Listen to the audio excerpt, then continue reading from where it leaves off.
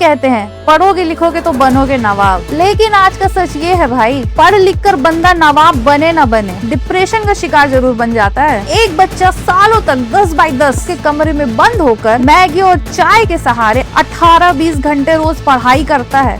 Form भरने की fees से लेकर सेंटर तक पहुंचने का ऑटो किराया सब जोड़ जाड़ के जब वो सेंटर पहुंचता है तो पता चलता है बधाई हो, पर्चा तो कल रात ही टेलीग्राम में 50,000 रुपए में बिक चुका था। अब जरा ठंडे दिमाग से सोचो, पेपर लीक होना तो महापाप है ही, लेकिन उससे भी ज्यादा डरावना सवाल क्या है कि अगर ये खबर कभी बाहर ही ना आई होती, अगर सोशल मीडिया पे ये वीडियो वायरल नहीं हुए होते तो क्या होता? वही होता जो हमेशा होता आया है। वो लाखों बच्चे जिन्होंने ईमानदारी से रातें काली की थी, वो जिंदगी भर खुद को ही कोसते रहते कि शायद मेरी ही मेहनत में कोई कमी रह गई होगी। सिस्टम अपनी नाकामी छुपा लेता और हम किस्मत को दोष देकर आगे बढ़ जाते हैं। और जब उम्मीद टूटती है ना, तो कुछ बच्चे ऐसा कदम उठा लेते हैं जो पूरी तरह गलत है, सुसाइड। देखिए, साफ बात है, सुसाइड किसी समस्या का हल नहीं है और ना ही कभी हो सकता है। अपनी जान गंवा देना आपकी मेहनत का जवाब नहीं है, लेकिन इसके पीछे का दर्द और लॉजिक भी तो समझिए। जब एक 20-22 साल के युवा को लगता है कि उसकी सालों की तपस्या को किसी माफिया ने कुछ पैसों के लिए नीलाम कर दिया, जब उसे लगता है कि वो अपने माँ बाप को क्या मुँह दिखाएगा, तो वो टूट जाता है। लेकिन भाई, सुसाइड करके आप सजा किसको दे रहे हो?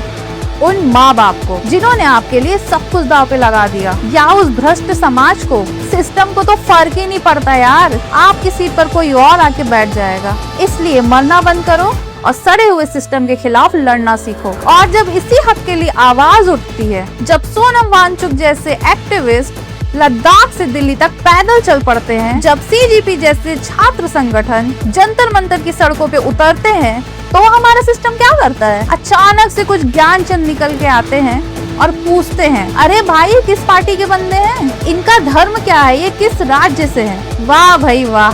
क्या पेपर लीक होने से पहले माफिया आपका धर्म पूछता है? भ्रष्टाचार जब हमला करता है तो वो ये नहीं देखता कि आप किस पार्टी को सपोर्ट कर रहे हो, कि आप किस पार्टी को वोट देते हो। तो फिर इस विरोध को पार्टी या धर्म का रंग क्यों देना? ये लड़ाई किसी एक पार्टी को सत्ता में लाने या हटाने की नहीं, ये लड़ाई उस करप्शन के खिलाफ है जिसने हमारे एजुकेशन सिस्टम को अंदर से खोखला कर दिया है। और बात करें हमारे देश की चमचमाती राजधानी दिल्ली की, अजीब विडंबना है, पूरे हिंदुस्तान में एक लौता ऐसा शहर जहां का अपना एक चीफ मिनिस्टर है, पूरी चुनी हुई सरकार है और सिर पर केंद्र सरकार का पूरा कंट्रोल भी है। इतने सारे आका होने के बावजूद जब युवाओं के हक की बात आए, इंसाफ की बात आए, यही दिल्ली देश का सबसे बेदर्द और अनह्यूमन शहर बन जाता है। और इसकी हिस्ट्री तो सभी जानते हैं। सड़कों पर छात्र लाठियां खा रहे हैं, अनशन पर बैठे लोगों की तबीयत बिगड़ रही है, पर साहब, दिल्ली के गलियारों में बैठे नेताओं को फुर्सत कहाँ? वो तो एक दूसरे पर कीचड़ उछालने में बिजी हैं। अब आते हैं सबसे बड़े सवाल पे। आज छात्र सड़कों पर है, माहौल गर्म है, कल को कोई नेता आएगा, कोई नई या पुरानी पार्टी का चेहरा माइक थामेगा, इस मुद्दे पर बड़े बड़े भाषण देगा और रातों रात आपकी नजरों में युवाओं का मसीहा बन जाएगा। लेकिन थोड़ा रुको और दिमाग का प्रयोग करो। क्या वो सच में आपका और आपके भविष्य का भला चाहता भी है, या ये सिर्फ अगले चुनाव का एक और हॉट टॉपिक है जिसे भूनकर उसे अपनी कुर्सी पक्की करनी है? इतिहास गवाह है दोस्तों, चुनाव आते जाते रहेंगे, सरकारें बदलती रहेंगी, चेहरे बदलते रहेंगे, लेकिन अगर आप आंखें बंद करके किसी के पीछे यूं ही भागते रहेंगे तो आपका मुकद्दर कभी नहीं बदलेगा।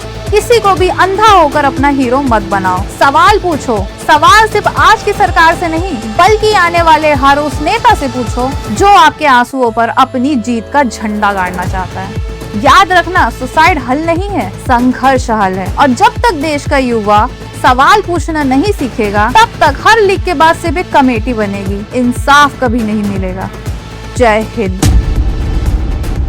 अगर सोशल मीडिया पर हंगामा ना होता तो किस्मत का नाम देकर हम इस सड़े हुए सिस्टम की नाकामी छुपा लेते। और फिर खबरें आती हैं, आमुक शहर में एक और छात्र ने सुसाइड कर लिया। हम आसानी से इसे एक नंबर बता देते हैं, एक और मौत। लेकिन क्या कभी उस बंद कमरे के पीछे का लॉजिक समझा है? वो सुसाइड सिर्फ एक एग्जाम का प्रेशर नहीं होता यार, वो उन माँ बाप के सपनों की लाश होती है जिन्होंने अपनी आखिरी जमा पूंजी उस कोचिंग में झोंक दी थी। वो सुसाइड उस लाचारी का नाम है जब एक 20 साल के बच्चे को लगता है कि उसकी पूरी मेहनत, उसकी पूरी जिंदगी बर्बाद हो गई।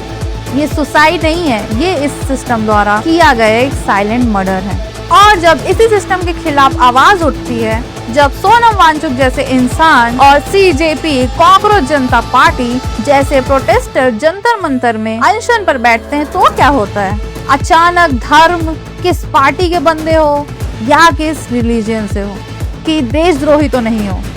वाह भाई वाह, क्या तुमने ये सब करने से पहले सोचा था कि तुम इस देश के हो भी कि नहीं? क्या तुमने युवाओं का भविष्य बिगाड़ने से पहले सोचा था कि तुम देशभक्त हो या नहीं? अरे भाई, जब पेपर लीक होता है तो क्या उस पर्चे पे लिखा होता है कि ये सिर्फ एक खास धर्म या पार्टी के बच्चे के लिए लीक हो रहा है? दुकानदार जब राशन बेचता है तो भ्रष्टाचार हर एक से बराबर वसूलता है, तो फिर इस विरोध को राजनीति का नया मुद्दा क्यों बनाया जा रहा है? चुनाव बदलेंगे, कुर्सियां बदलेंगी, चेहरे बदलेंगे, पर जो नहीं बदलेगा वो है हमारा मुकद्दर। अगर आज हम इस विरोध से पीछे हट गए, तब हर लीक के बाद सिर्फ दिलासा मिलेगी, इंसाफ नहीं। जय हिंद।